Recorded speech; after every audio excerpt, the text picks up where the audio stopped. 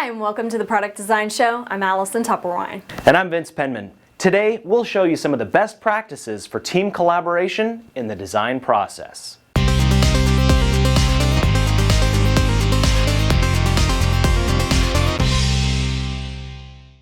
In our video on the first step of the design process, we saw how to ensure that the voice of the customer is represented in your design. The next step of the process gets the different design team members working together to develop ideas and strategies.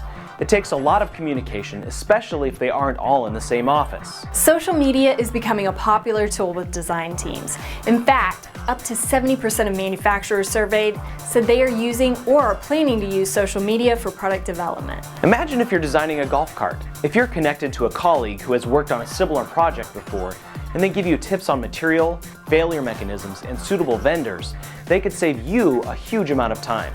The great thing about social media is that you can ask a large number of people to help out without having to ensure that you are asking the exact right question to the right person. Social media can even be used to provide notifications of part changes or revisions, just like you would use it to notify your friends of your new hair color. I'm talking to you, Bob.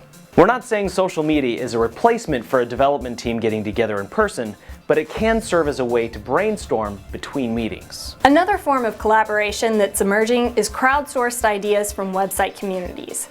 Some sites challenge engineers to submit product concepts that require design, or on sites like GrabCAD, a company can submit a real-life product concept and challenge engineers to provide a detailed design.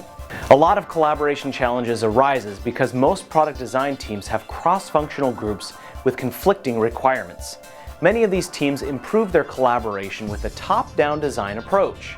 Top-down design involves capturing the high-level design information in one location that's accessible to all team members. Skeleton models are an effective way to do this. Aren't most models skeletons? The skeleton models I'm talking about are simple representations of the product using key model features that capture the overall design intent.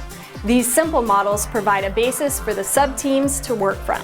A skeleton model can show each of the sub-teams the size and weight of their sub-assemblies and their location with respect to the other parts of the model. And since most sub-assemblies have to move, skeleton models can also provide motion simulation so that team members can see the limits of the range of motion of their parts of the assembly. The combination of social media tools like SocialLink, when combined with a top-down modeling approach based on skeletons, makes for a highly effective internal collaboration environment.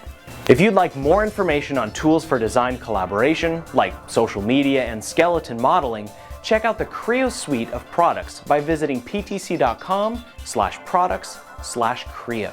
If you like the show, please give it a like on Facebook, subscribe on YouTube, or give us a rating on iTunes. We'll see you next week for more great design engineering.